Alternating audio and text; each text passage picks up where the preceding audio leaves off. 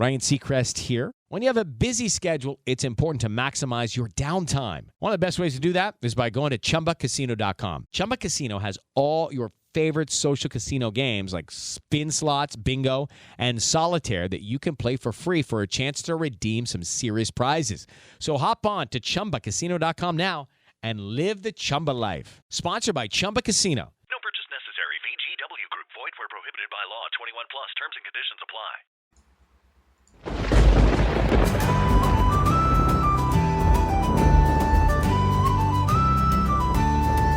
Coming from the wild, from the rain and the stone, where the wind has no name and the traveler's alone. There's warmth in the fire and truth in the tale of the watcher who walks where the bold-hearted fail.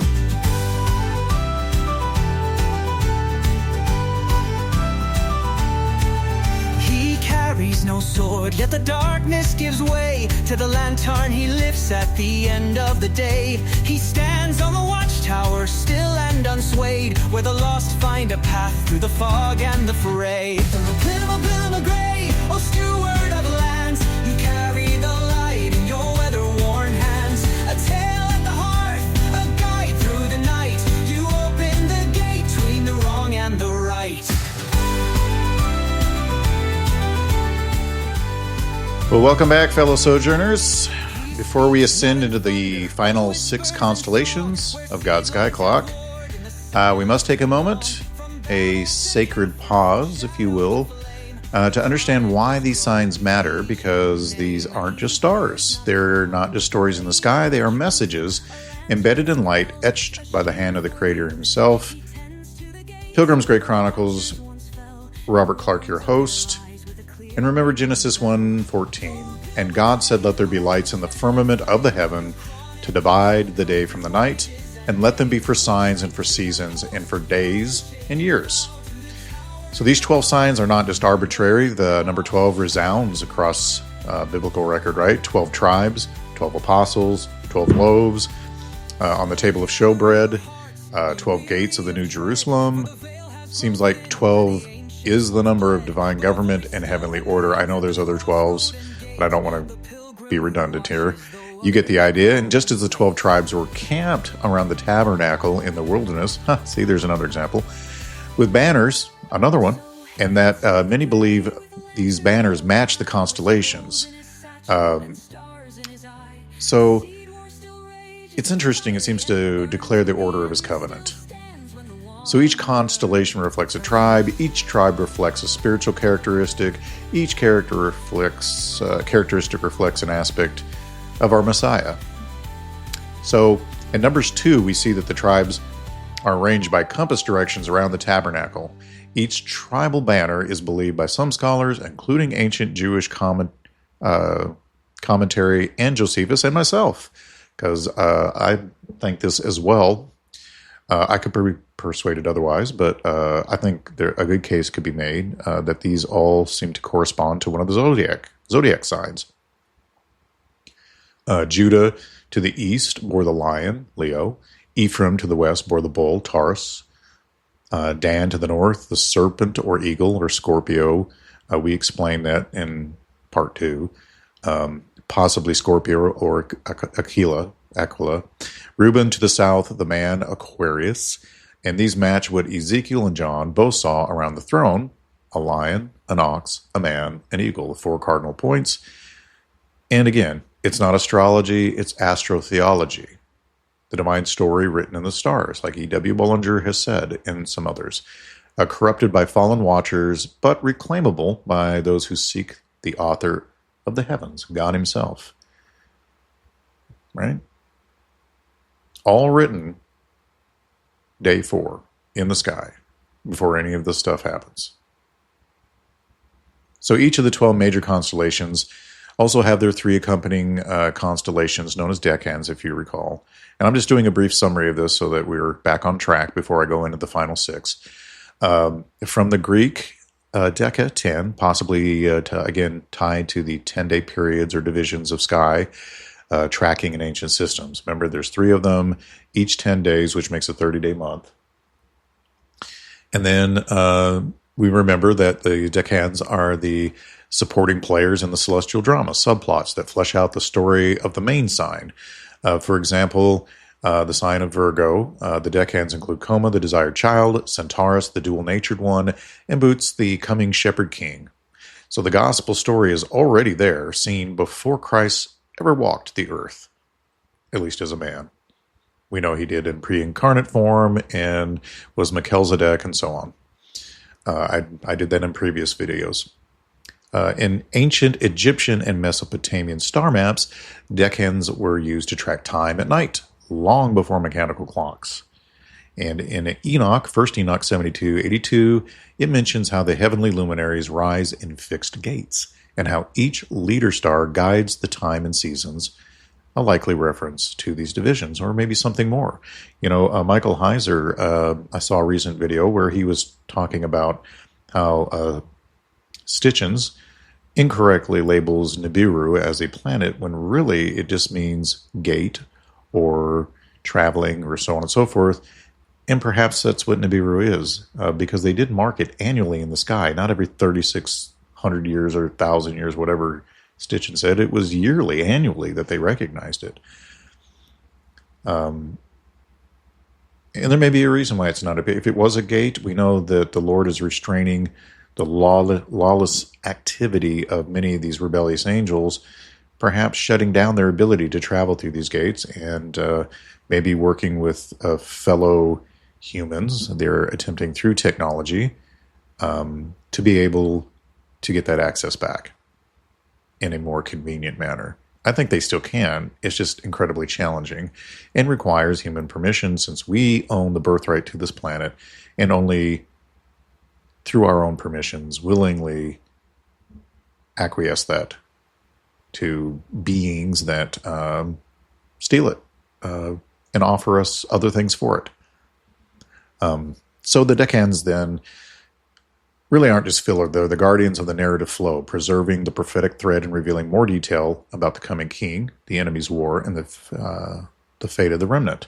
Sorry that I got sidetracked there with the whole other rabbit trail.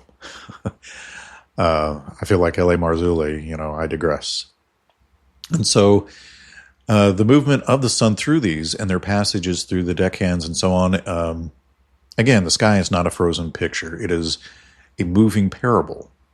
The sun and moon travel through the 12 great constellations, of course, every year, making God's appointed times, as defined in Genesis 1:14, Psalm 104:19, and Leviticus 23, but they don't just pass through the main sign. They also pass through these deckhands, the 3 supporting constellations tied to each major one in 10-day periods. So what does that mean? Well, each one's a sub-theme, right? Like a scene within a chapter. As the sun or moon moves through them, it marks specific emphasis within the larger sign's prophetic message. You could think of it, trying to think of a good analogy here, maybe walking through, let's say, a temple, and the main hall is the main sign, but the side chambers each reveal part of the whole, the building and so on and so forth, right? And we already gave the example of Virgo's deckhands, but let's do another example.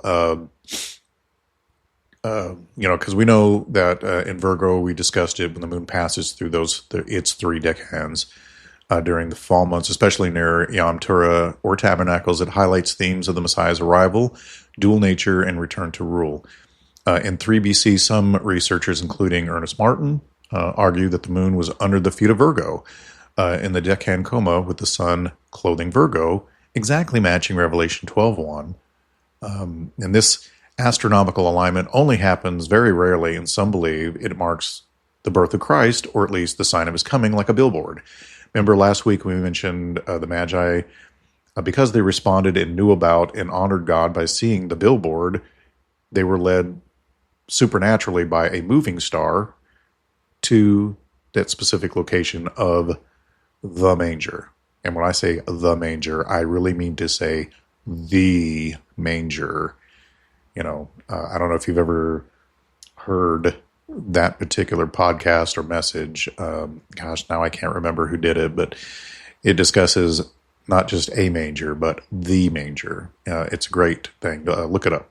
I wish I could remember it, but my brain is in another world right now, I guess, trying to... It always bothers me when I can't remember something, because my brain just wants to attach itself to that until I remember it, and I can't do that in a podcast. I've got to just move on and just chalk it up to taking better notes when but sometimes, when I'm reading my notes, I, on the fly, come up with something in my head, but I can't always remember 100% of the details. So sorry about that. If you know who actually did that, the manger thing for a Christmas podcast or show or a video, and it's a pastor, and I really like his voice and the way he presents, and for whatever reason, it's eluding me. Anyway, another example would be Leo's decans. The Hydra, which is the serpent, crater for the cup of wrath, and Corvus, the bird of judgment, devourer. And when the sun enters Leo and crosses these, we move from victory, the Lion of Judah, to final judgment, wrath poured out and the enemies of God devoured. The sun crossing Hydra, the great serpent, in late summer foreshadows judgment on the deceiver. Matching imagery from Isaiah 27:1, where Leviathan is punished by the Lord's sword, and some rare solar eclipses that pass through Hydra's head have coincided with historical upheavals. For example, August 99 eclipse that many called an omen due to its serpent-like path across Europe and the Middle East. And then just real quick, we'll go over some things that we, and revisit and expand a little bit on some other things, like the Magi following a sky in the sign, right? Or a sky sign, sorry, in Virgo and Leo. Honestly, trying to remember still, the guy's tripping up my brain.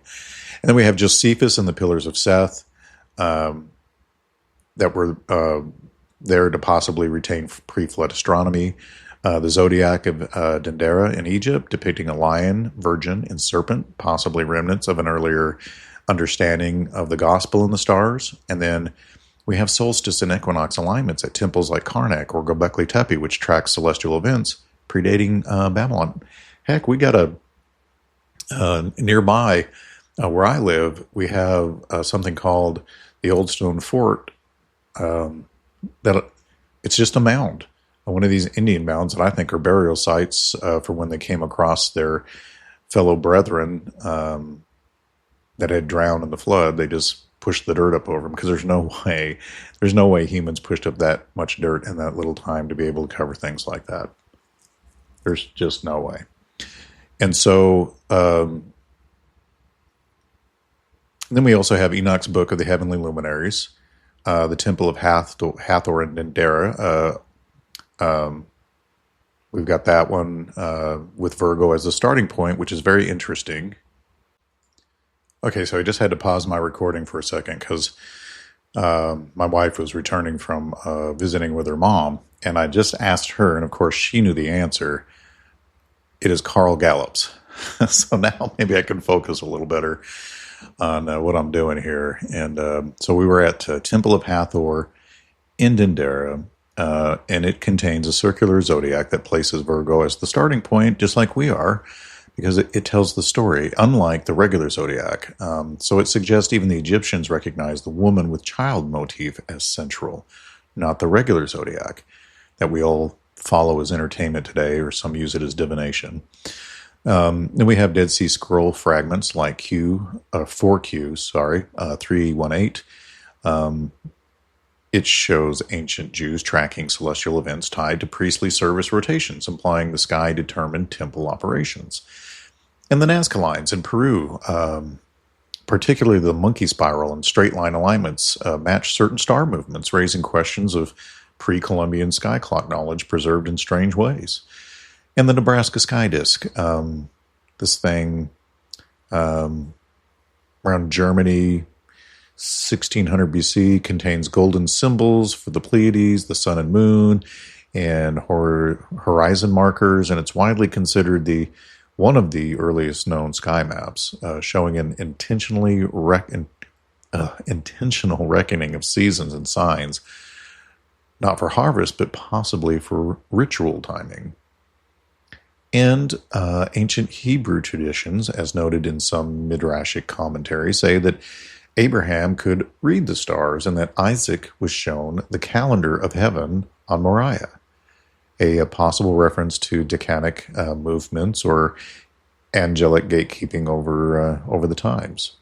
So anyway, to summarize, the constellations are the main chapters, the decans are their subplots, and the sun and moon are the divine timepieces moving across the script.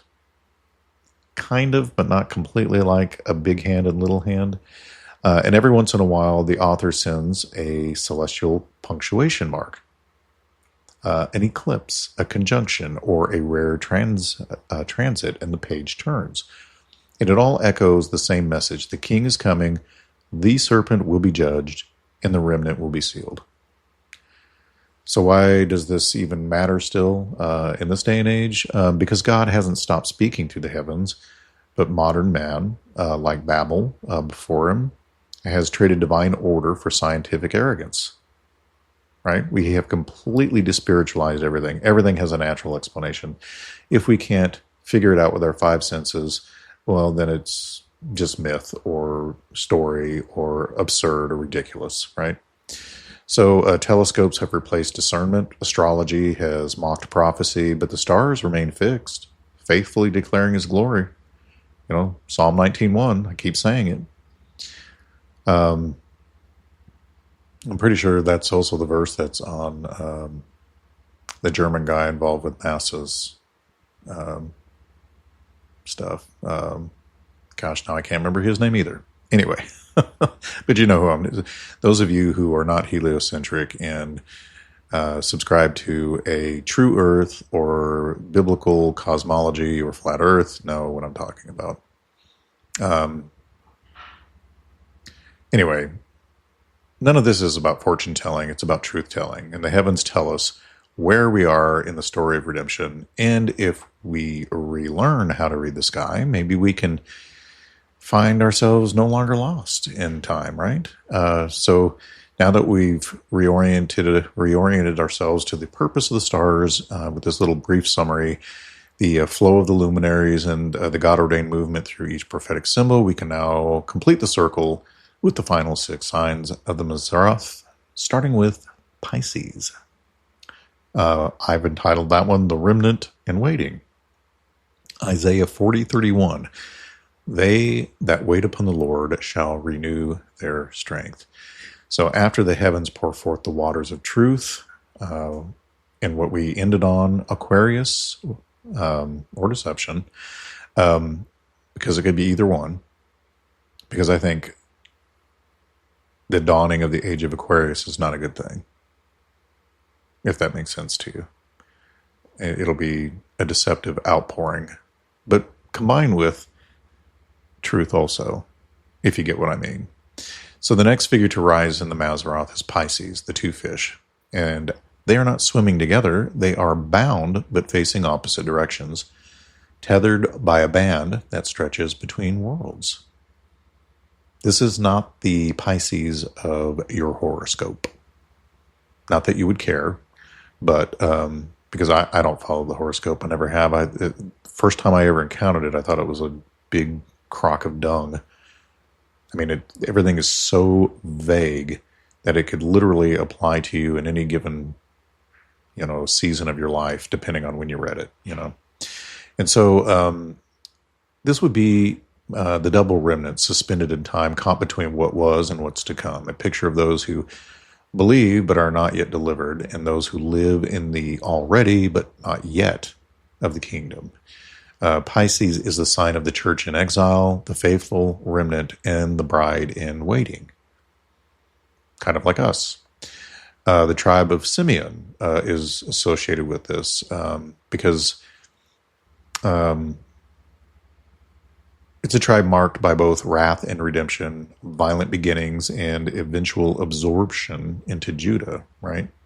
So Genesis 49:5-7 gives a harsh word over Simeon and Levi, where it says, "Let my soul not enter into their counsel, for in their anger they slew a man." So Simeon received no clearly defined territory of his own in the final land division in Joshua 19:1, instead being scattered within Judah. Yet, despite their checkered beginning, they dwell within the covenant, a remnant within a remnant. Simeon, like the northern fish of Pisces, is anchored in place by covenant, though he may not be seen as central. He represents the lost who are still loved, the wanderers with a tether to the throne. And Pisces is also often associated with Andrew, the brother of Peter, a man whose ministry was marked not by thunder or confrontation, but by faithful gathering. It was Andrew who brought the boy with the loaves and fishes to Jesus. It was Andrew who brought others to meet the Messiah, often working in the background. John 1:41 and 42. According to tradition, Andrew died on an X-shaped cross, refusing to be crucified like Christ out of humility, a fish laid down, not raised up. If I recall, I think Peter also did likewise, but I may be wrong. Andrew reflects the Pisces energy, humble, bound, faithful, serving in between moments, awaiting the full restoration of all things. And now the decans within Pisces, there's 3 decans of Pisces that reveal the fate of the remnant, what holds them, what crowns them, and who ultimately rules them. First, we have the band, the tether of time. This isn't a constellation by name in modern astronomy, but ancient zodiacs showed a binding cord connecting the 2 fish, a symbol of limitation, covenant, or captivity, just depending. The lower fish is oriented horizontally, swimming toward the east, likely representing earthly Israel or the visible church. The upper fish moves vertically toward the south, towards the north, symbolizing the heavenly remnant, the unseen faithful, and perhaps the bride. And the band shows we are still bound by time, by flesh, by waiting, but also by purpose. Andromeda, the second decan, the chained woman, as it's known, is depicted as a woman bound and awaiting rescue, a vivid picture of the church under siege. Her chains are both affliction and her testimony. And many scholars, like Bollinger and Seiss, see her as the bride of Christ, suffering until the king comes. As the sun or moon passes through Andromeda, it could possibly signify a season of delay, refinement, or testing, or even a need of endurance, or for hidden faith to be strengthened. And then we have Cepheus, the crowned king, or if you're pronouncing it in Tolkien Elvish, it would be Cepheus, because C's are pronounced like K's. Here stands Cepheus, the enthroned king, holding his scepter and seated, not marching. And this is the Messiah on high, waiting for the fullness of time. He is connected to Cassiopeia, his bride, but his gaze is towards Andromeda, a prophetic picture of Christ interceding for his church. His seat is not weak, it's deliberate patience. For when he rises, Leo follows, if you catch my drift. If not, you will when I get to the final constellation. So the sun and moon moving through Pisces. When the sun moves through Pisces, we are in late winter, early spring, and the time of Passover and resurrection, when the promise of new life begins beneath the surface. So the sun's path here lights up the remnant's perseverance, the spiritual tension of those caught between 2 worlds, and the hope of deliverance, not through strength, but through waiting. And when the moon passes through Pisces, especially near Nisan or during a blood moon eclipse, you would be watching for spiritual attack on the faithful, false unity movements, possibly pretending to gather the fish, through deceit, or a renewed hunger for deliverance and a separation of the faithful from the visible. For example, the 2015 blood moon tetrad, visible during spring feast, saw the moon in or near Pisces for several key alignments and many saw it as a sign to the remnant church. Various interpretations of it. But these are the kind of things you can look for. And as you come to know more about what the positions of the moon and the sun in these constellations and their decans are, you can get a better picture of when God sends signs like meteors or comets, lights in the sky, different out of the ordinary signs during particular feast. It should give you some idea of how to interpret it. I know much of this is lost and we have to speculate to some idea, but we can give good educated guesses, right? And so, we're still in many ways living in the age of Pisces, the time of the waiting fish, right? The enemy hijacked this with the new age of Pisces nonsense, tying it to emotionalism and false empathy. But the real message, the fish are still bound, the king is enthroned, the bride is still chained, but the chains are almost broken, and the remnant is still waiting, but they are not forgotten. And many, like myself, believe that 2012 was the ending of that age, and we are in a transitioning process or already in an age of Aquarius. So, and that's the one area that I could not find any solid information on. Specifically, there's so much disagreement and so many different arguments for how long an age can actually last. Some put it as centuries, some people put it as thousands of years. I personally think there may not be a 100% set time to how long one lasts. It could depend on other things, and so they're not all 100% fixed, so to speak, if that makes sense. And so, in the final analysis of Pisces, we have in the heavens 2 fish bound, a remnant waiting. On the earth, the tribe is Simeon, the hidden scattered one, and it's associated with Andrew, the humble gatherer and witness.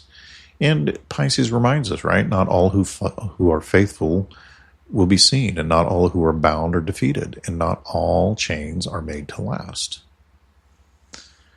You know?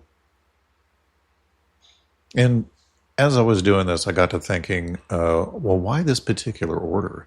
Why this order and not the original zodiac order?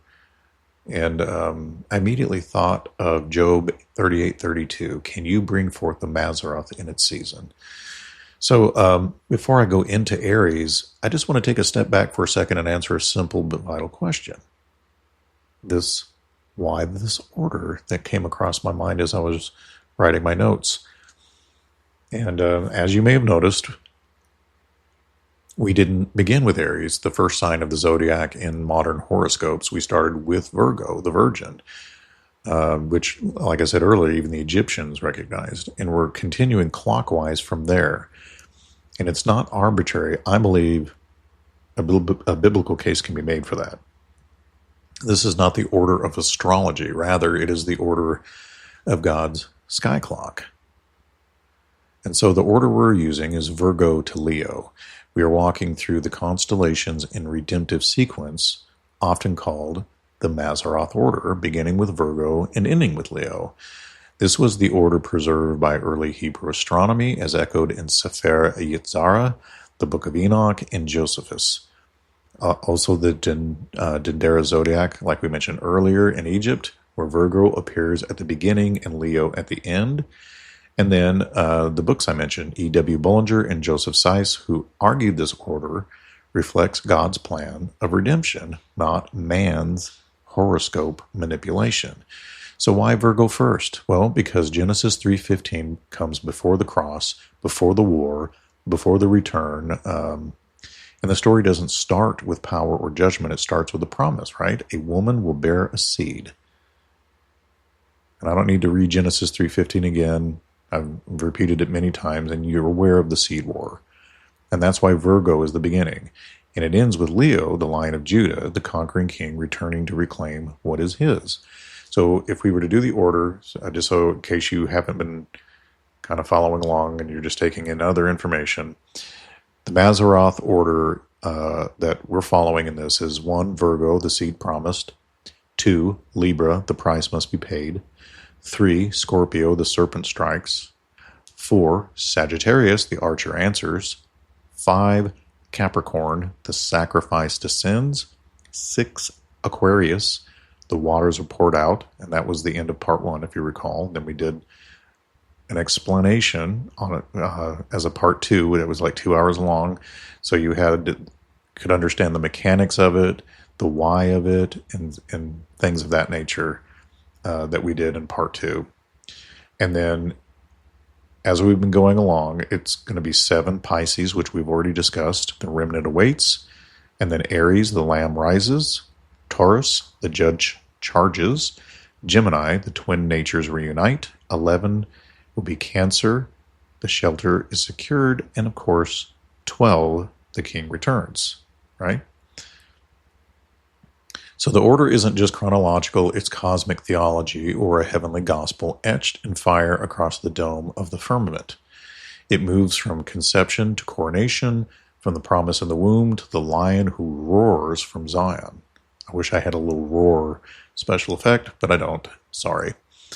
And we believe it was placed there long before Babylon corrupted the stars, and long before anyone tried to sell it back to us as superstition. So why not Aries first, like astrology says, and so on? Well, it's a good question. The zodiac used by astrologers today begins in Aries, the ram, because it marked the spring equinox in the northern hemisphere during the Babylonian and Greco-Roman periods. Aries was seen as a symbol of the rebirth of nature. But God's order isn't based on seasonal cycle of nature. It's based on the redemptive cycle of salvation. So instead of Aries the ram opening the year, we began with Virgo, the virgin, bearing the seed that will fulfill the promise. In other words, the natural begins with light and growth. The supernatural begins with hope and prophecy. And so this order also matches the structure of the tabernacle and temple. The outer court begins with the altar of sacrifice and the promise of cleansing from Virgo to Libra. Then comes the inner court, the place of conflict and intercession, Scorpio to Aquarius. And then finally, the Holy of Holies, where the ark and the throne rest, Pisces to Leo. So the heavens don't just tell time, they tell a story.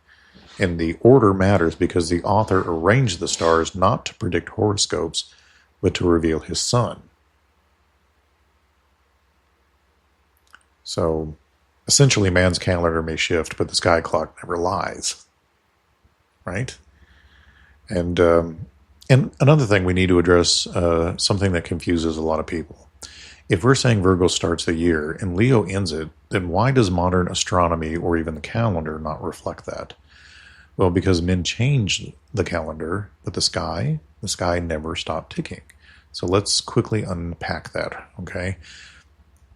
The calendar confusions, the months don't seem to match the math, right? If you look at the names of our modern months, September, septem equals 7, October, octo equals 8, November or novum equals 9, and December, deca or decem equals 10. And yet, they are months 9 through 12 on our calendar. And that is not a typo. That is tampering, of course. Why? Well, one reason is because the Roman calendar was restructured by emperors. 2 months were inserted and renamed to honor men as human gods almost. July after Julius Caesar, and then August after Augustus Caesar. And these insertions pushed the entire year off alignment, but the names never changed, and the result, a calendar out of sync with both logic and the stars. So what about the biblical New Year? Well, according to Exodus 12:2, God tells Moses, "This month shall be the beginning of months for you. It is to be the first month of the year to you." And he was referring to Aviv, Nisan, around March, April, when new life springs forth, lambs are born, and Passover occurs, and so does the spring equinox. So originally the year began in spring, not January. And that's why Aries, or the ram or lamb, appears in early spring, right at the time of resurrection, Passover, and deliverance. And that aligns with God's instructions and the Mazzaroth sequence. So what if we aligned it properly? If we return to God's design, using the sky as our calendar, the year would begin with Virgo, not January, and end with Leo, the sign of the returned king. Spring would mark new beginnings, as it did for Israel. The constellations would align with the true seasons of redemption, not arbitrary man-made months, and we'd begin to see time not just as a cycle, but as a story unfolding. So the sky doesn't care what Julius Caesar wanted. It still declares what Yahweh appointed. So, should the sky clock begin with Aries or Virgo? Well, the answer is sort of, in one sense. Aries is the first month of the biblical year, and this is why. Exodus 12:12, like we said, it aligns with Aries, the ram, lamb, a perfect match for Passover, resurrection, and the start of deliverance. So from a calendar timekeeping standpoint, Aries marks the beginning of the agriculture and religious year. So from a functional biblical calendar view, Aries equals month 1. But the Mazzaroth is not just a calendar, it's a story. And here's the key distinction. The Mazzaroth sequence is a narrative arc, like a prophetic scroll, not just a timekeeping device. You start with Virgo, and starting with Virgo, the Virgin, isn't about the first month. It's about the beginning of the gospel, the promise of the seed in Genesis 3:15, and ending in Leo the Lion gives us the return of the king, a full redemptive cycle. Think of it like this. Aries equals the start of the year. Virgo equals the start of the story. So you have two tracks, a calendar versus cosmic narrative. The Hebrew calendar of feast and months starts with Aries or Nisan. Why? Passover, Exodus, and the New Year from Exodus 12:2. The Mazzaroth, or prophetic story of Virgo, redemption. Of course, it starts with Virgo. And why? It's the seed of the woman prophecy from Genesis 3:15. So it's really, we're not contradicting the biblical calendar by starting with Virgo. We're following the story God wrote in the stars, which precedes the Exodus calendar and aligns with the plan of redemption from Eden to eternity. So here's how we could put this, because someone might ask, well, wait, doesn't God say the year begins with Nisan? Isn't that Aries? And the answer is yes. Yeah, it is. But that's the beginning of the biblical calendar, the start of months, and the season of Passover and resurrection. The sky clock we're walking through is more than a calendar. It's a prophetic narrative, and every good story starts with a promise. So we begin not with Aries, but with Virgo the Virgin, who carries the seed, because before there could be a lamb of sacrifice, there had to be a womb for the word. So, another thing I want to mention is a little bit of theological clarification about the ram, the lamb, and the lion. Thinking of Revelation 5:6, and I saw a lamb standing as though it had been slain. So let's make sure we have this settled too. Aries is a ram, horned, rising, brimming with life after sacrifice. But in Scripture, it is the lamb who was slain and the Lion of Judah who returns. So why the ram? Well, because in Genesis 22, it was a ram caught in the thicket that took Isaac's place, a substitute, a foreshadowing. In the temple, it was the ram of consecration that set priests apart for service. So in Aries, we glimpse a stage of the Messiah's unfolding identity, right? 3 things here. The lamb is risen. 2, the ram declares he lives. 3, but the lion is yet to roar, but he will. Aries does not contradict the lamb or lion. It bridges them as a signpost between sacrifice and sovereignty. So let the lamb rise in the heavens. Let him stand defiant over the sea beast. But remember, this is not the end of the story. The lion is still coming, right?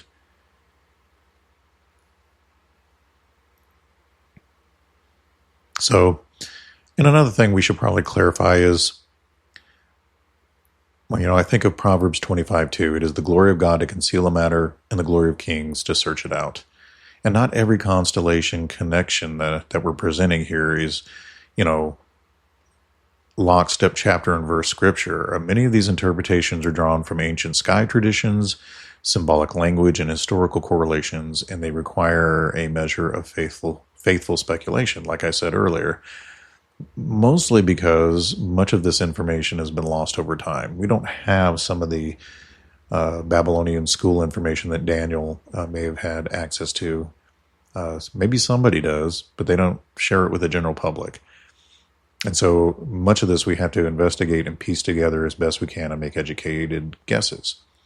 So again, I'm not claiming that every decaan, star name, or tribal alignment is infallible truth or online with scripture or anything. Only that they fit remarkably well into the prophetic structure already laid out in God's Word.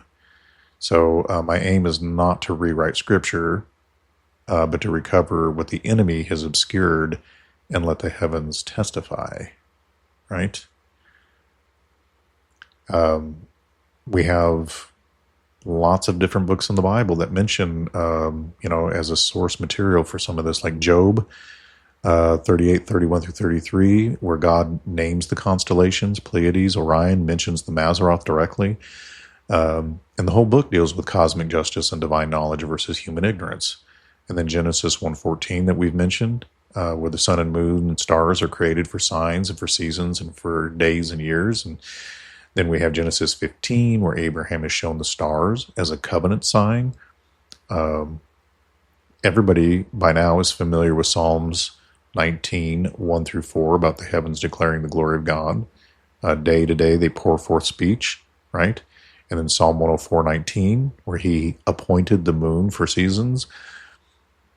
And then Isaiah 40 through 66, cosmic judgment, starry host, and divine glory themes are all throughout that, if you want to read it. Obviously, I can't quote 26 chapters worth of Isaiah. So anyway, it's Isaiah 40 through 66. And then Isaiah 13:10, the stars of heaven shall not give their light, judgment imagery there. Amos 5:8 names Pleiades and Orion and calls for repentance to the maker of the constellations. Not that the maker has to repent, but we should be repenting to the maker of the constellations. Daniel 12:3 says, they that be wise shall shine as the brightness of the firmament. And 12:4 says, seal the book, many shall run to and fro, and knowledge shall increase. And then, of course, Matthew and Luke mention the Magi and talk about how there shall be signs in the sun and the moon and in the stars. And then, of course, we have Revelation 6, 8, and 12 that give different cosmic signs. And by that point, Revelation assumes the audience understands to some degree prophetic symbology in the skies. Hopefully you have read Old Testament and New Testament by then. And then, these are just things you should explore yourself, and some of the sources you could use just to get a better idea of finer detail that I can't go into because I only have a certain amount of time and I can't make 5 and 6 hour videos every single time, or you know what I'm saying? And I can't just do like a 17-part series. I mean, I guess I could, but I want to diversify the information going out there. And this will just whet your interest and you can go out and explore on your own. Now, if I get a lot of feedback where people want me to go into even greater detail, then I would, because that's what you want to some degree. And I want to make sure that people know things. Anyway, the Book of Enoch is a good one because it describes the motion of heavenly luminaries and timekeeping gates. Dead Sea Scrolls have calendars, priestly courses, and star observations. Josephus, in his Antiquities of the Jews, mentions astronomy among the descendants of Seth. The Sefer Yetzirah is an ancient Jewish mystic text connecting letters, months, tribes, and constellations. You could look into the Zodiac of Dendera, which is an ancient star map starting with Virgo and ending with Leo. Some books that you could read. The one I've mentioned numerous times that kind of inspired me to do this to begin with was E.W. Bullinger's The Witness of the Stars. And again, I will put these particular books tagged in the video. I think if you look at the description for the video or somewhere along the video, it should appear. in case you want to purchase any of these books. I get a commission, but that doesn't mean it costs anything extra. I just get a certain percentage of it because I'm advertising it. It doesn't add to the cost, so you're still paying the same price you would normally pay for the book. It's just by doing it and buying it through my link, you'll be supporting my site and getting a great book to study, so it's a win-win for both of us. So these books include E.W. Bullinger's The Witness of the Stars, Joseph Seitz's The Gospel in the Stars, Michael Heiser's The Unseen Realm, Derek Gilbert's The Great Inception, because these themes are woven throughout. It may not be specifically about the Mazzaroth, but you can glean the information that's included in general from all of these things. Ken Johnson's Ancient Book of Enoch, Ancient Post-Flood History, N.T. Wright's Paul, a biography in the New Testament and the people of God.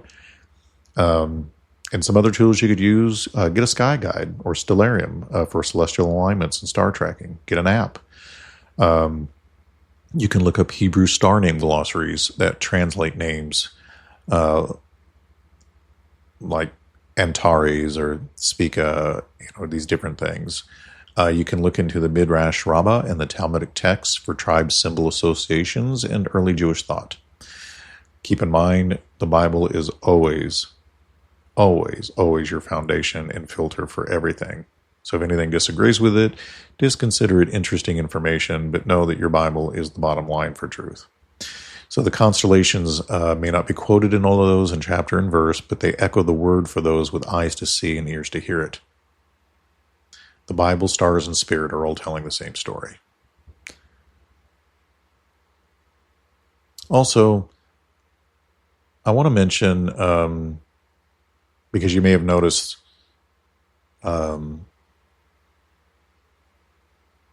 that Thomas, the twin, keeps kind of appearing in our sky clock, more than once anyway. And why? Well, because in many ways he's not just part of the story, he is the story, the twin nature, the one caught between what was and what will be. And just like us, he had to see the wounds before he believed the glory, right? His name literally means twin, and that alone makes him a natural candidate for Gemini, when we discuss it, but also for any dual or transitional sign. And he represents transformation. Thomas moves from doubt to devotion and from scattered disciple to bold missionary, right? I mean, we have tradition that says that he took the gospel to India, right? This mirrors the flow of many constellations from fallen to risen, from mystery to clarity. He's a prophetic bridge in the sky clock narrative.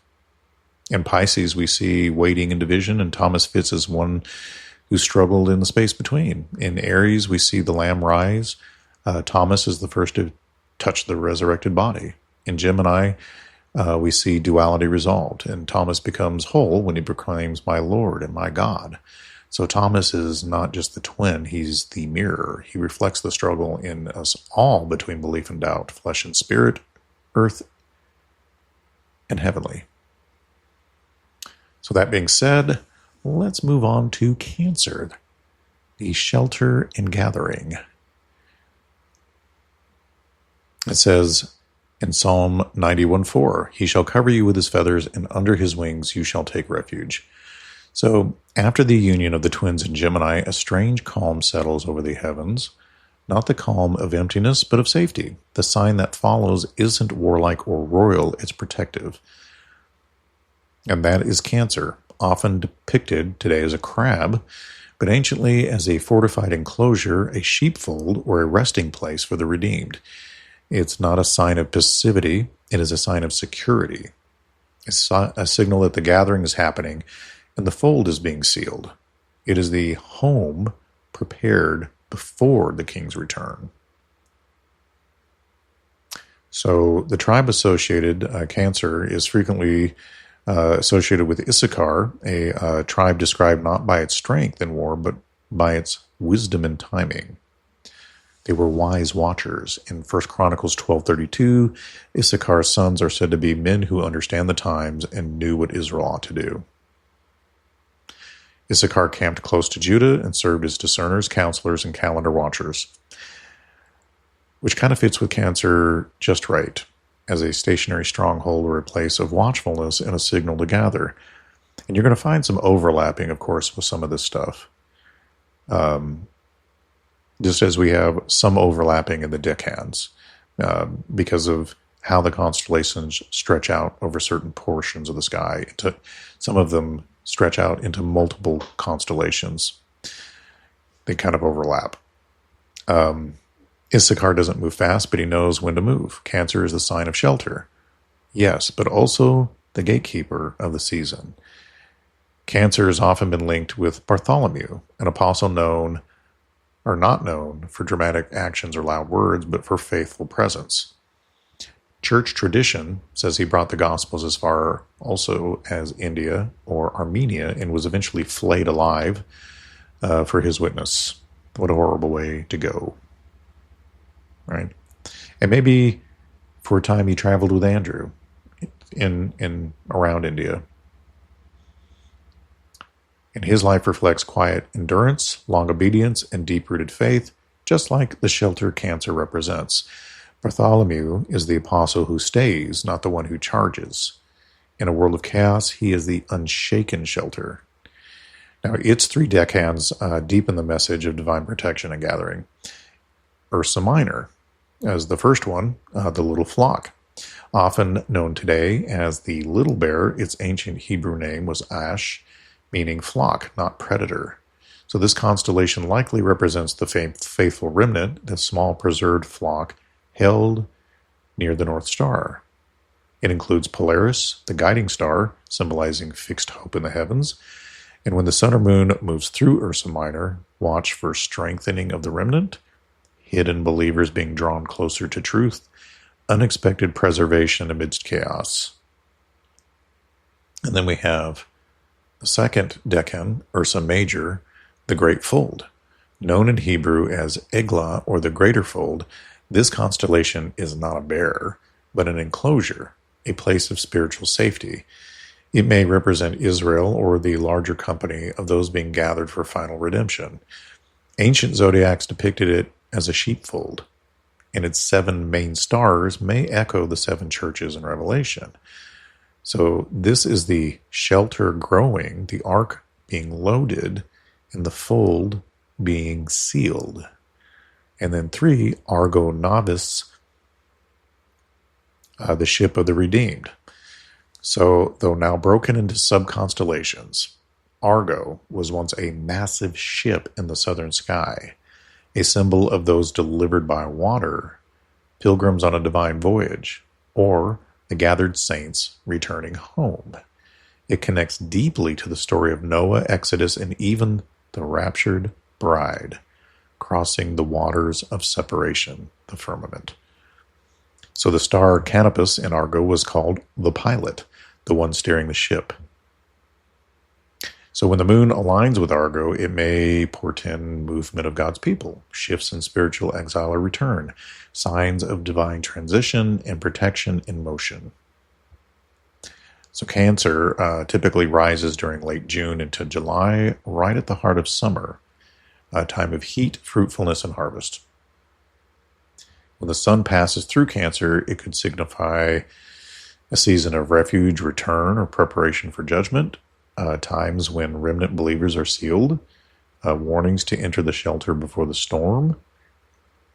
And when the moon moves through Cancer, or its decans, you could be watching for hidden believers stepping forward, moments of spiritual rest or return, or shifts in location, loyalty, or leadership towards safety.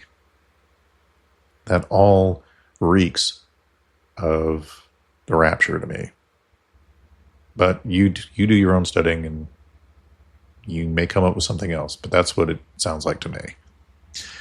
So we live in a collapsing culture where truth is mocked and evil is praised, and even the faithful grow weary, and Cancer reminds us that there is a fold being gathered, there is a shelter being prepared, and those who dwell there, no matter how small or scattered, are held by the unshakable hand of the shepherd.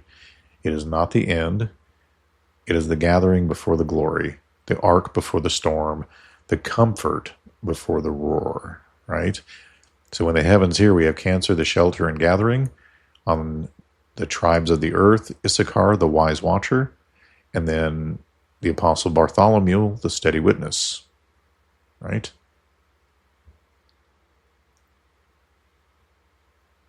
And like myself, many believe Cancer is the fold of protection and may represent the moment when the Bible or the bride is gathered, removed from the coming wrath, sealed in safety like Noah in the ark, or like Enoch before the flood, or like the wise virgins entering the chamber.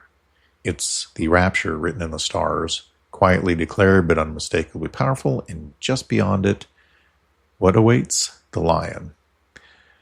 Cancer was not originally depicted, again, like a crab. The interpretation came later through Greco-Roman influence.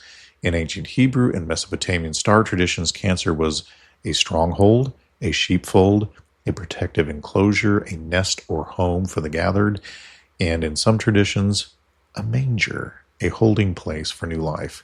All of these are highly consistent with the themes associated with the rapture, the gathering of the bride into safety before wrath falls. Right? You got a protective gathering, where Psalm 91 speaks of being hidden under God's wings during judgment.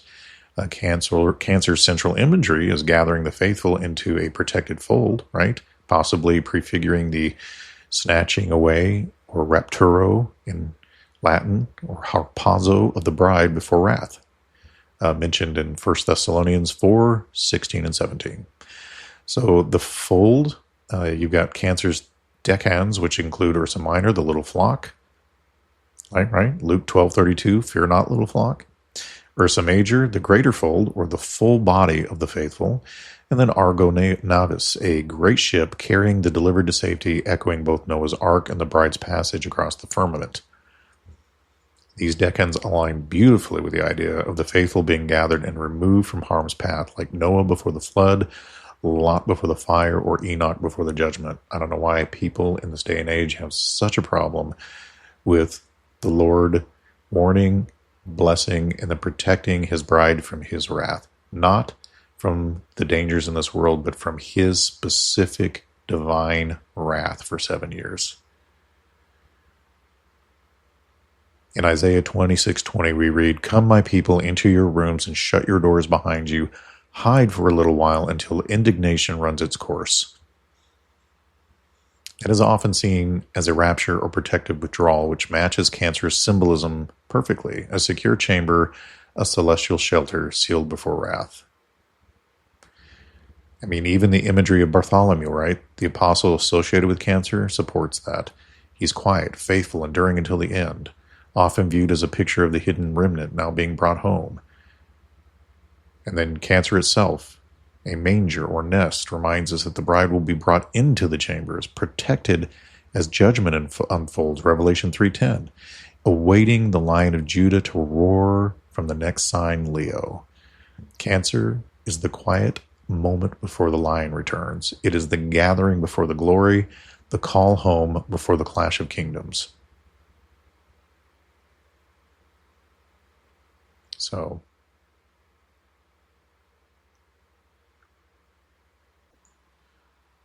wait, so you know what, guys?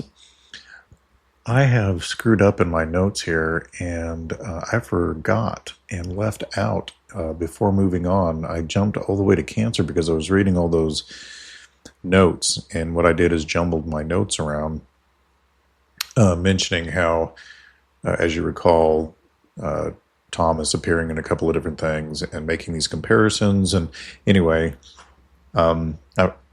those should have come later on some of those, but let me just run through Aries, Taurus, and Gemini real quick. We've already done Cancer, and we were headed towards Leo.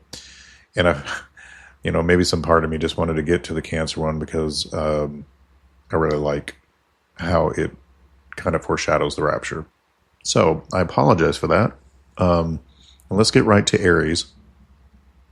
And I know we've kind of discussed my side notes already on Aries, but we haven't actually discussed the actual constellation itself in my notes. So apologize.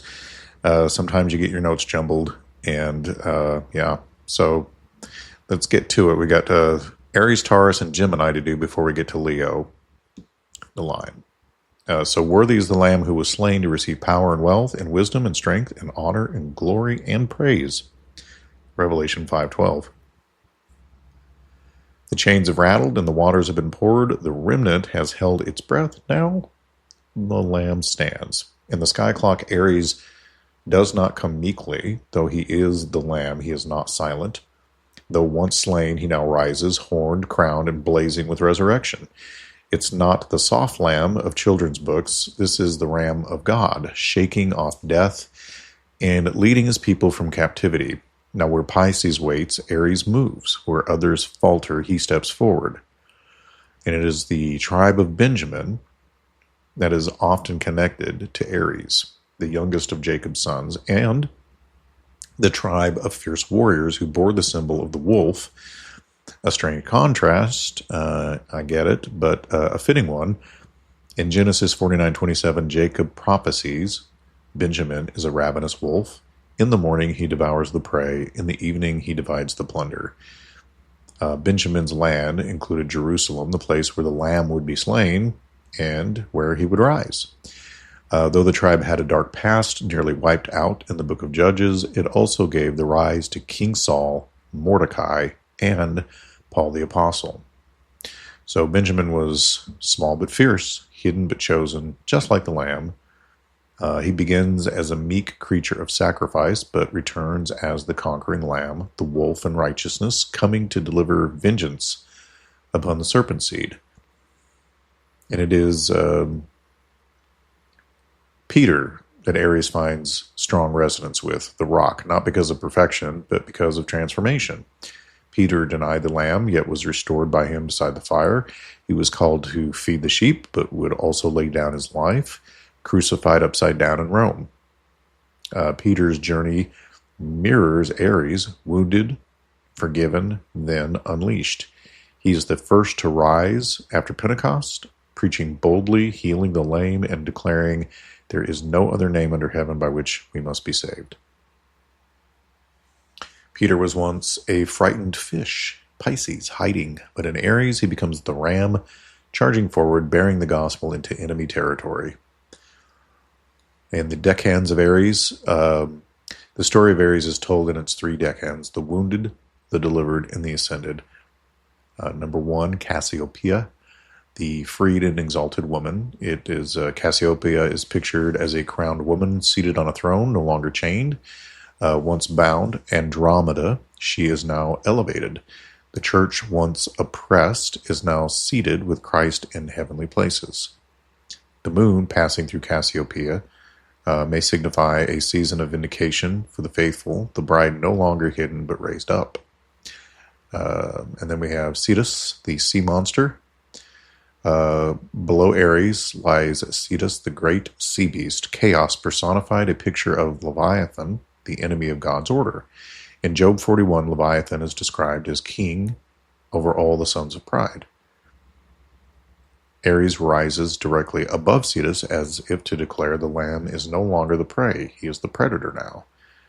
So when the sun passes near Cetus, watch for global chaos, counterfeit movements, or a clash of old powers beneath the surface. And then 3, Perseus, the mighty rescuer. Sword in hand, head of Medusa in the other. Perseus is the ultimate victor, a slayer of serpents, a liberator of captives. Perseus rides high in the sky just after Aries, a mirror of Messiah in full victory. He rescues Andromeda, crushes the serpent queen, and shows the spoils of war. That's what the star constellations and deckhands show. Some traditions saw him as the heavenly man of war, a reflection of the Messiah's returning in glory. So the sequence is really unmistakable. Aries rises from death, Cassiopeia is sealed, Cetus is judged, Perseus slays and rescues. So that line of alleged mythology is prophecy encoded in starlight. Excuse me, I had to sneeze there for a second. I had to pause the recording for a second to sneeze. My allergies are killing me since I mowed today. And then the sun and moon moving through Aries in the deckhands as it passes through Nisan, the first biblical month, Passover, the lamb slain, resurrection, the lamb risen. The Lamb who was slain is now leading his people out of Egypt again. It is a season of deliverance, boldness, and holy resistance. The moon's movement through Aries may signal seasons of bold leadership rising up, moments of sacrificial obedience, and prophetic clashes, particularly when Cetus or chaos looms beneath. In 2024, for example, a solar eclipse will occur with the sun near Aries and the moon shadowing America. And many believe this to be a final warning to the rebellious nations, echoing the Exodus plague of darkness. So we are no longer in waiting mode. The remnant is stirring. The Lamb is not lying down. He is leading forward. And Aries reminds us the sacrifice was real, but so was the resurrection. The church is not defeated. She's rising. And the sea beast rages, but the ram stands. And you may feel like a lamb in the land of wolves, but in God's sky clock, it's the lamb who becomes the ram and the wolves who will flee.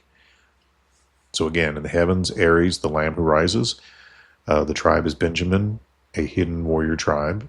And in the heavenly kingdom, apostles, Peter, the forgiven rock, risen leadership. And then we have Taurus, the charging bull of judgment. I thought of Jude 1:14 through 15, where it says, "Behold, the Lord comes with 10,000s of his saints to execute judgment upon all." Because if Aries was the lamb who stood, Taurus is the bull who charges. There's no more waiting, no more shadows, no more hidden remnant or gentle outpouring. The horns lower, the hooves thunder, and judgment rushes forward like a storm of muscle and fire. Taurus is not a tame beast. He is the symbol of divine wrath unleashed, the fury of God moving in full strength to break the powers that held the world captive. And yet even the raging bull is anchored in righteousness. He does not destroy at random. He tramples only what has resisted mercy. Taurus is often tied to Joseph, or more specifically to his sons Ephraim and Manasseh, the double-portion tribes who inherited the northern territories of Israel. In Deuteronomy 33:17, Moses blesses Joseph and says, "His glory is like a firstborn bull, and his horns are the horns of a wild ox. With them he will push the peoples all at once to the ends of the earth." And it's a direct image of Taurus, the horned one, charging outward, displacing nations, and forcing the will of heaven. And the two horns, many believe they prophetically represent Ephraim and Manasseh, and even beyond them, the divided witnesses or witness of the house of Israel and the church, charging into the world with prophetic authority. Taurus, then, is not just wrath, he is anointed aggression, the fury of God in the hands of the faithful. Taurus may align with James, the son of Zebedee. Not 100% with this. Obviously, he's one of the sons of thunder, known for his zeal, boldness, and fiery desire to call down judgment. Luke 9:54. He was among the first disciples, but also the first apostle to be martyred. In Acts 12:2, his life embodies Taurus, fast, fierce, faithful unto death. And James doesn't ask questions, he charges the gates. Like Taurus, he doesn't fear the clash, he leads it. And in the decans of Taurus, we have war, shepherding, and gathering. Number one, which many of you are familiar with, Orion, the glorious one. It's probably the most well-known figure in the night sky. Orion, it's right over my house in the night sky. And Orion was called Kessel in Hebrew, meaning foolish or impetuous, or by others, the mighty hunter. But in biblical sky traditions, Bullinger and Seiss, those authors, I mentioned their books, Orion was seen not as Nimrod, but as Messiah in victory, a sword in hand, his foot crushing the head of Lepus, the serpent, a belt of stars, Orion's belt marking heavenly authority. So Orion rises with Taurus, signifying that judgment is accompanied by glory, and that one bringing wrath also bears light. As the sun moves into Orion, watch for seasons of confrontation, mighty shaking, or divine intervention against wicked rulers. And then The second decan is Eridanus, the river of judgment. A lesser known but potent decan, or Eridanus, is a great fiery river flowing from Orion's foot. It represents the judgment that flows out after the warrior passes, hell, wrath, or purging fire. Some link this to the lake of fire in Revelation, the final separation between the righteous and the wicked. When the moon passes through Eridanus, it may signal a period of spiritual cleansing, purging, or refinement, hidden sins brought into the open, judgment falling like a flood, culturally, spiritually, or politically. And then the third one is Auriga, the shepherd in the flock. Amidst all this fury, the third decan shows a shepherd figure holding a band of small goats or lambs. He rides a chariot, moving with the bull, not against it. He protects the innocent, even as judgment falls. And this is the, in my opinion, remnant shielded, and Bollinger, I believe, makes this case, the faithful lifted above the fire. Taurus brings wrath, but also refuge for those who are his. Taurus, of course, it rises in late April through May, but its stars are visible earlier in the year during winter evenings when darkness dominates. The sun in Taurus points to a season where God asserts his authority, often with global shaking, geopolitical clashes, or prophetic awakenings. Eclipses near Taurus or Orion can signal power struggles, divine retribution, or judgment beginning in the house of God. 1 Peter 4:17. The moon in Taurus or its decans can signal the need for spiritual boldness, purging of false leaders or idols, and protection for the flock in the midst of turmoil. So why does it even matter now, Taurus? We're in a world that increasingly mocks righteousness, but Taurus is the reminder that God is not silent. He waits, but when he moves, it's a stampede. Orion rises to strike, Eridanus floods with fire, Auriga lifts the flock, and the bull charges with the power of heaven behind his horns. So the lamb was slain, the ram rose, now the bull moves, and nothing will stop him. So on this one, in the heavens, we have Taurus, the charging bull, associated with the tribe of Joseph, or Ephraim and Manasseh, and the apostle James, son of thunder. And then Gemini, the divine twins, reunited. I thought of John 17:23, I and them and you and me, that they may be perfected in unity, so that the world may know that you sent me. So the bull is charged, and the fire is fallen, but now the sky softens. Two figures appear, bound together in eternal embrace, one armed with a club, the other cradling a harp. This is Gemini, often called the twins, but not merely siblings. They are a picture of unity, of reconciliation, of heaven and earth restored. Where Aries rose to life and Taurus brought judgment, Gemini represents what was broken made whole, the bridge and the bridegroom, the twin natures, the divided peoples reconciled. And this is the moment of divine reunion. Gemini is often associated with Zebulun, the tribe whose name means dwelling or exalted habitation. In Genesis 49:13, Jacob blesses Zebulun, saying, he shall dwell at the haven of the sea. And Zebulun represents the meeting place where the sea meets land, where nations come and go. In ancient Hebrew thought, Zebulun symbolized commerce, union, and rest. In Gemini, the twin figures symbolize a heavenly dwelling reunited with its earthly counterpart, the time when the tabernacle of God is with man, in Revelation 21:3. And like I explained before, sometimes you have overlap in the use of symbols spread out through different constellations. In this case, Gemini has long been associated with Thomas, whose name literally means twin, Didymus in Greek, Toma in Aramaic. He doubted at first, but once he touched the wounds, he made the clearest confession in the Gospels, my Lord and my God. Thomas represents those who are torn, who wrestle with belief, but who ultimately are bound to Christ through revelation.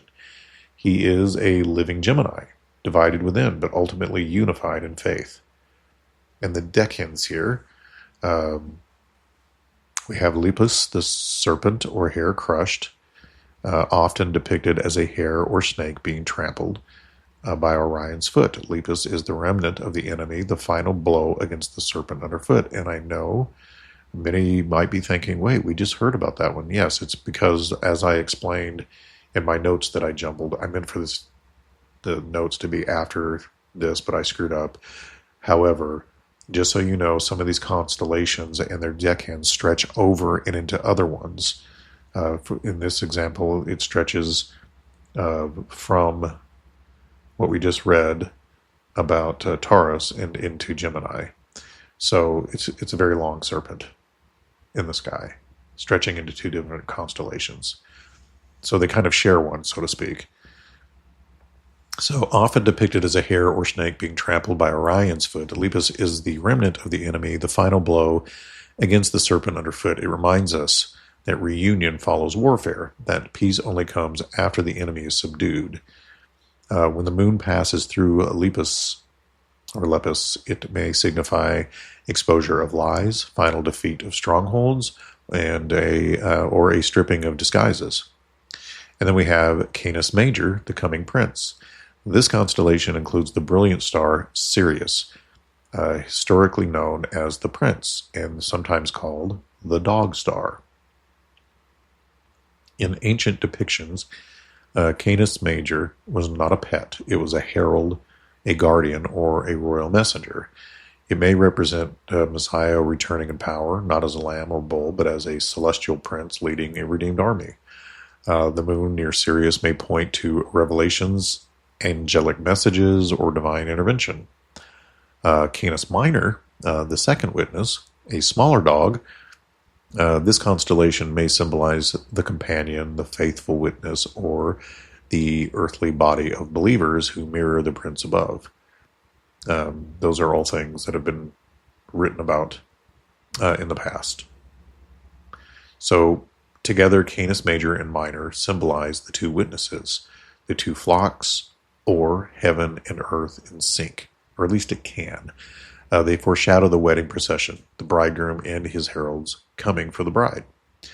And then the movements of the sun through those, when the sun passes through Gemini in late May through June, a time of transition from spring to summer, from planting to growth, from preparation to union. When the sun is in Gemini, it may signify a season of divine convergence, unity movements for good or for counterfeit. Just as we mentioned, Aquarius is a pouring out of either truth or, a good spirit or a bad, basically. And it can be, Gemini can also be a call to bring heaven and earth into alignment through truth. And when the moon passes through Gemini, or aligns with its particular deckhands, twin narratives may clash or unify, like nations, churches, identities. You could expect shifts in loyalties, calls for reconciliation or division before unity. So with Gemini, the reason it's relevant even today as we live in a world divided, male and females are confused. Not us, but I'm just saying in general, that is the theme of this day and age, right? Male and female roles confused, even our sexes and our, we can't even get our DNA correct. Church and Israel separated, spirit, flesh at war, truth and falsehood tangled. But Gemini reminds us that the day is coming when what was divided will be healed. The bridegroom will embrace his bride, and twin natures, divine and human, will walk together again. So, and it's not just about reunion, it's about completion. The two shall become one. So in the heavens, Gemini, the divine twins reunited, the tribe Zebulun, or the dwelling, and the apostle Thomas, the twin who believed. And then you recall we've already handled Cancer and how I believe it is related to the tribulation period. I mean, the pre-tribulation rapture, which is what I hold to. And we can go over that in another video if necessary. I think I've already done one, but I believe that this particular thing deals with that. And I explained why earlier, out of sequence, and I apologize for that again. My notes got a bit jumbled, and I lost my place and read ahead. So we've already handled Cancer, and it is time to move into Leo, the final one. The king returns, right? Because we mentioned Cancer is the quiet moment before the lion returns. It is the gathering before the glory, the call home before the clash of kingdoms. And we all know Revelation 5:5, right? Behold, the Lion of the tribe of Judah, the root of David, has triumphed. So here the sky clock comes full circle. The virgin bore the seed. The lamb was slain. The bull charged. The bride was hidden. Now the lion rises. No longer the hidden redeemer. Leo is the revealed king, like Aragorn, right? Landing after taking over the Black Horse airships and bringing the army of the dead. Anyway, Leo is the revealed king, roaring in final judgment and restoring divine order. His presence shakes the heavens. His enemies scatter. His crown is no longer mocked. It is undeniable. This is not the suffering Messiah. This is Yahweh Sabaoth, the Lord of armies, returning to claim what is his. And so no ambiguity here. Leo is Judah, right? It's pretty clear. The lion tribe, the kingly line. In Genesis 49:9-10, Jacob says, Judah is a lion's cub. The scepter shall not depart from Judah, nor the ruler's staff from between his feet until Shiloh comes. Judah led the camp of Israel as they moved through the wilderness. David was of Judah, and so was Jesus, the Lion of Judah, the rightful heir to the throne. Leo is the visible fulfillment of that prophecy. It is the moment Shiloh comes and never departs again. Leo aligns beautifully with John, the beloved apostle, not because he was warlike, not because he beheld the final vision. John wrote the book of Revelation, where the lion roars and the heavens split. He stood at the foot of the cross, but was also caught up to see the throne, Revelation 4, when he was told to come up here. He is the apostle of glory, of victory, and of final unveiling. John's vision of the Lamb who becomes the lion is perhaps the clearest human witness to what Leo represents in the Mazzaroth. And so the deckhands for Leo are, number 1, Hydra, the fleeing serpent. A massive serpent stretches beneath Leo. This is Hydra, the ancient enemy, the embodiment of chaos and deception. But Leo's front paw is seen crushing the serpent, a cosmic echo of Genesis 3:15. Leo does not negotiate with the serpent. He crushes him completely and finally. The sun aligning with Hydra may bring false revival or chaos, but Leo crushes what lies beneath. Excuse me. Tickling my throat. 2, Crater, the cup of wrath. Just beside Hydra is Crater, a bowl or chalice seen in ancient depictions as the cup of divine wrath. In Revelation 14 and 16, angels pour out bowls of judgment upon the earth. This decan signals that grace has ended and justice is poured full strength. Leo doesn't just slay, he judges righteously, pouring out the final cup.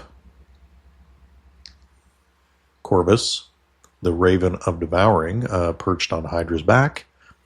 This raven, often associated with devouring unclean spirits and carrion birds of war, where Revelation 19 describes the birds of heaven gathering to feast on the flesh of kings and mighty men after that final battle.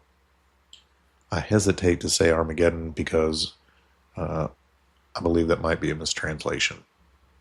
But anyway, you know what battle I'm referring. So Corvus is the final witness of the enemy's destruction, and these 3 decans complete the vision. The serpent's crushed, the wrath is poured out, and the feast of justice declared. And so the movements of the sun and the moon, Leo, of course, rises with power and clarity in July into August, during the hottest days of the year, the lion's days in some ancient calendars. When the sun passes through Leo, it could signify, and I say could because like I mentioned before in my jumbled notes, These aren't written in stone. These are educated conjecture to some degree on some of it, because we don't 100% know.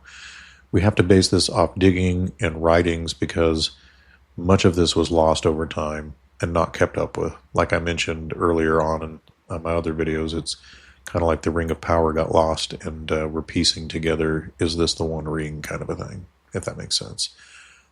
Just gathering as much information as we can and making our most intelligent guesses, piecing things together, right? So when the sun passes through Leo, we have a season of prophetic fulfillment, divine vengeance and justice upon rebellion, coronation, dominion, and the final separation of light from darkness.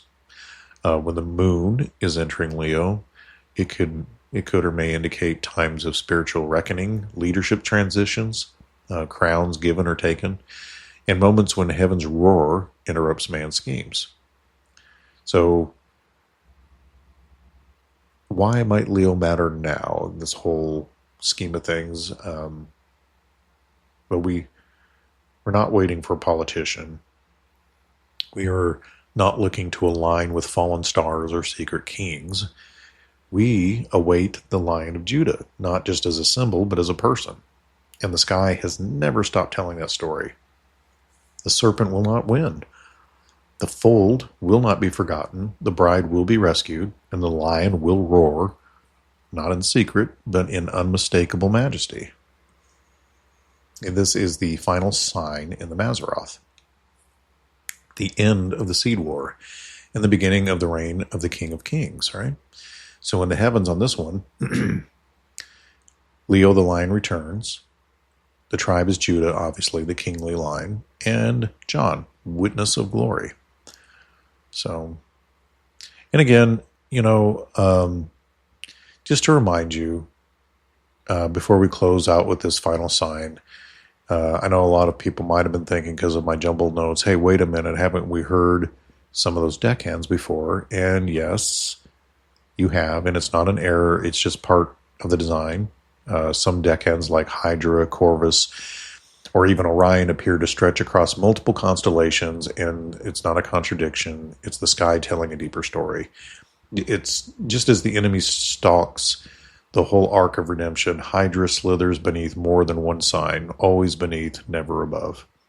And just as Christ is present in more than one chapter of our lives and throughout books of the Bible, Orion rises in strength across several different constellations, always pointing upwards, always victorious. Corvus the scavenger waits for the judgment, whether in Cancer's gathering or Leo's wrath. And they're not random overlaps, they are echoes, reminders that some battles begin early but aren't settled until the lion roars. So the decans are basically are narrative constellations. They are supporting scenes, and some recur at critical moments to emphasize the building tension between good and evil. Just like a great epic has recurring characters, right? And so does the sky, and their repetition is a sign that we are meant to pay attention to it.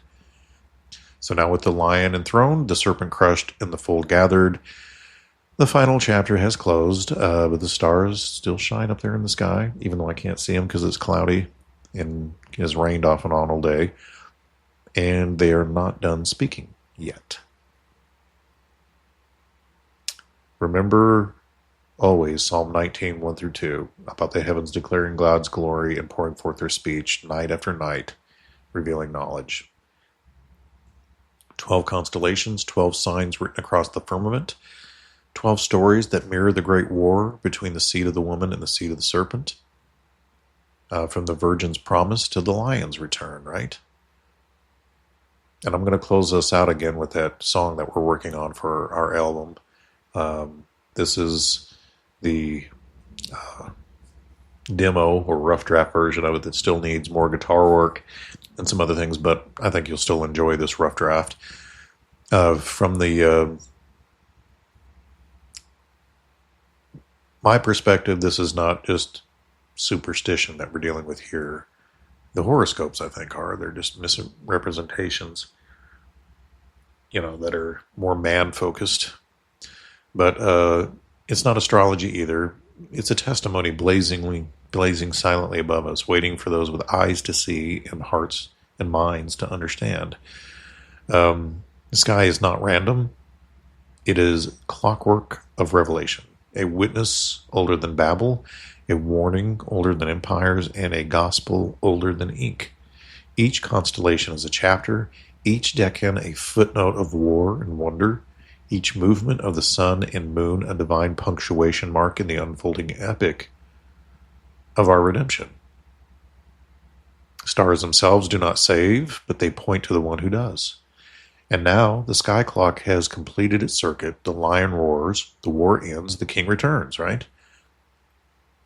But even now, while we're waiting, as darkness grows, the fold is being gathered, the ram is rising, the sword is being drawn, and somewhere beyond all this, the watcher on the tower still looks up, still reads the sky, still sounds the warning like all of us should be.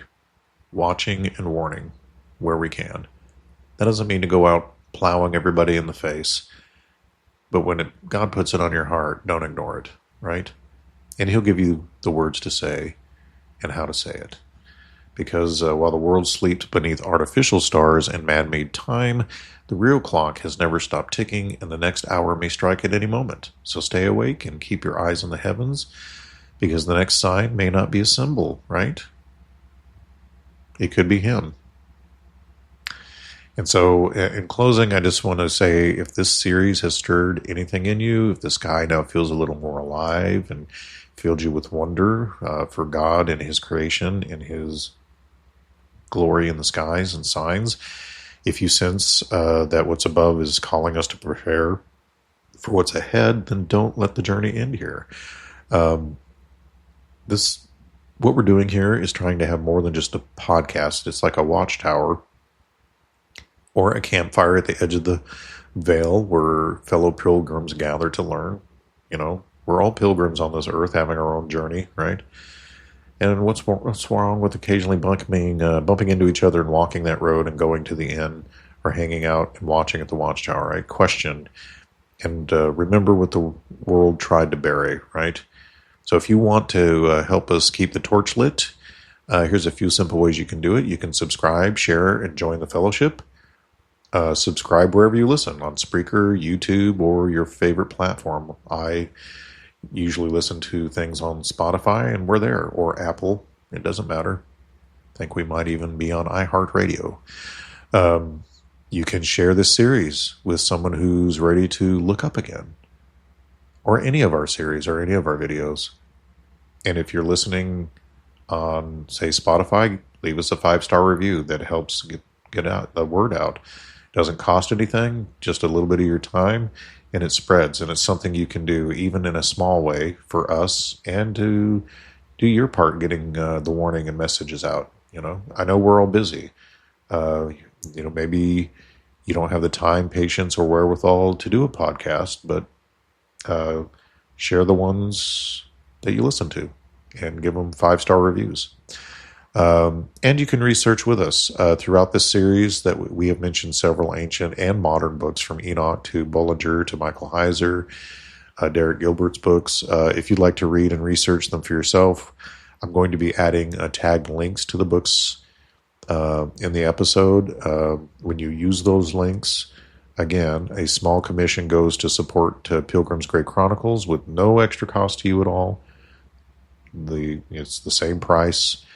There's been nothing added so that I can make money. It's just a commission, for suggesting it on my podcast, because it just fits what we're learning about. It's a win-win, right? It's a simple way to support the show while deepening your own study. So you can read what we read, learn what I learned, and walk the road beside us, right? If you want to go further, you can support us through our Etsy shop. I'm trying to leave links for all this in the description every time. I apologize for the times I forget, but I'm a busy guy, and I'm running the show mostly myself, and working a full-time job and doing the research. So anyway, at our shop, I'm trying to offer pilgrim-themed merchandise, and if you visit pilgrimsgrey.com, you can support our original music. like the song you're about to hear at the end of this. It's not been released yet, but we have another album with 11 songs called Elevensies. Or simply consider us in prayer, one of the most powerful things that you can do, right? When you pray, you're giving God permission to act on your behalf and putting into motion the being that created everything in this universe and keeps it all going. Anyway, your prayer is, one way of keeping the small flame staying lit in a darkening world, right? Because we're not a corporation. We're just fellow watchers on the wall, just like you, looking up, listening carefully, and sharing what we find with those who still have ears to hear, right? So, signing out for the rest of the work week until Wednesday, and we'll also see you Friday with the top 3 stories of the week. Until that time, until the sky breaks and the true light returns, let's listen to one of the tracks on our upcoming album called The 12s, The Lion Returns. Here you go. Have a good work week, folks. See ya.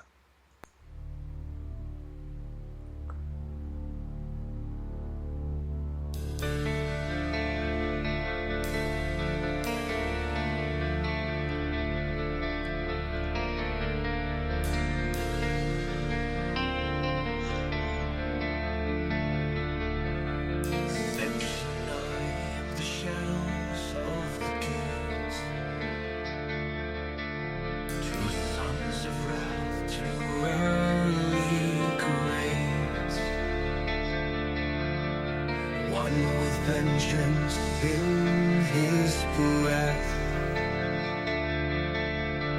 the other cloaked in lust and death.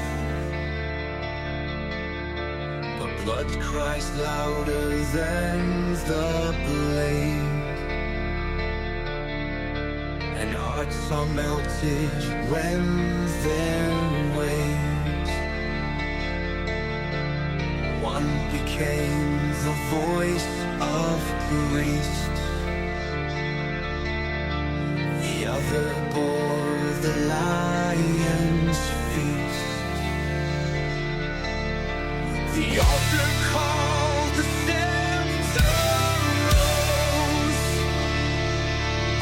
through fire crawl the story flows. Swing passports beneath one name, sons divine and yet both reclaimed. Flame in hand, they cry for rain. Fire from heaven, death without shame.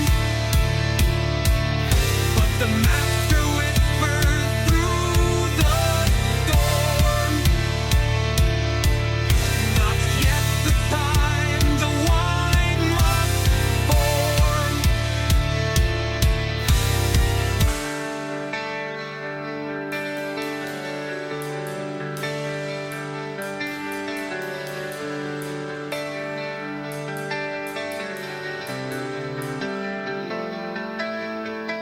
One walked right into the blade, the other saw the stars cascade. He held the scroll, he touched the veil, he wept where thunder could not wail. Brothers still in sound and sight, bound by love, divided by night. From fishing nets to crown decree, one gave blood, one saw the sea. Twins of sky, both wounds and weave, locked in orbits, never leave. One reflects, the other guides. One ascends, the other hides.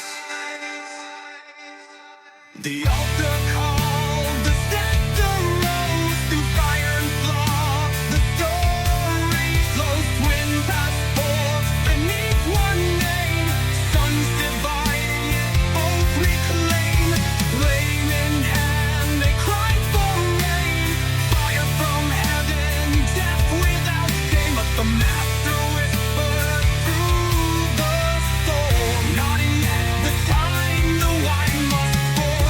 Walked quiet into the blade.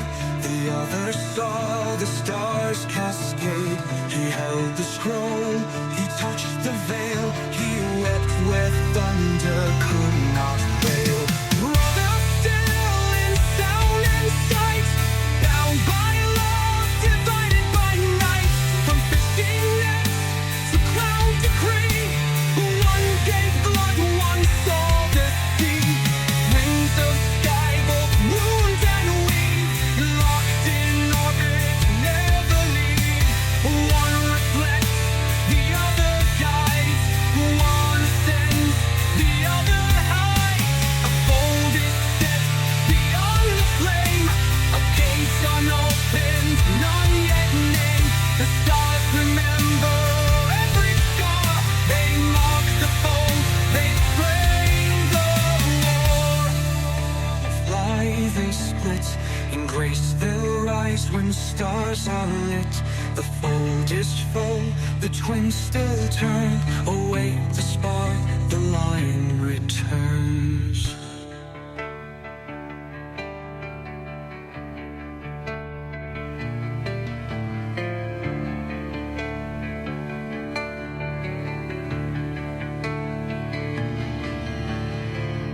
In blood they came, in fire they split. In grace they'll rise when stars are lit. The fold is full, the twins still turn. Await the spark, the lion returns.